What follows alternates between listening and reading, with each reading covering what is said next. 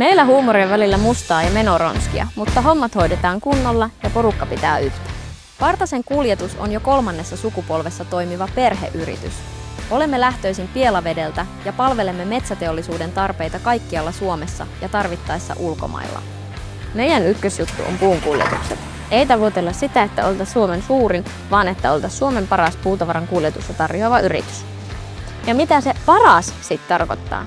Se ei ole pelkkää puhetta nettisivuilla. Se näkyy joka päivä siinä, miten me tehdään työt, arvojen kautta. Pitkäjänteisyys meillä tarkoittaa sitä, että ei tehdä vain tätä päivää varten.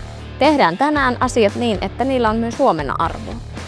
Huolletaan, ennakoidaan ja pidetään kalusto kunnossa, ettei tarvitse myöhemmin selitellä. Asiakaslähtöisyys on sitä, että ollaan oikeassa paikassa oikeaan aikaan. Noudatetaan ehtoja, vastataan tilaukseen ja pidetään tilaaja kartalla. Ja jos jotakin sattuu, viestintä on nopeata eikä asiakkaan tarvitse arvuutella.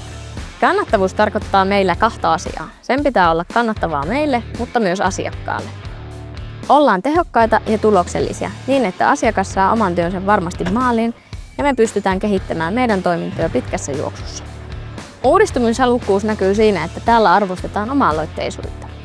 Henkilökunta on mukana kehittämässä toimintaa, ei niin, että joku yksin toimistossa päättää kaiken. Kalusto meillä on viimeisen päälle kunnossa. Meillä on oma huoltokorjaamo ja se näkyy laadussa. Pääosin meillä on Scaniaita, mutta myös muita merkkejä löytyy. Me seurataan jatkuvasti kulutusta ja päästöjä. Ei sen takia, että se kuulostaa hyvältä, vaan koska se on fiksua tekemistä.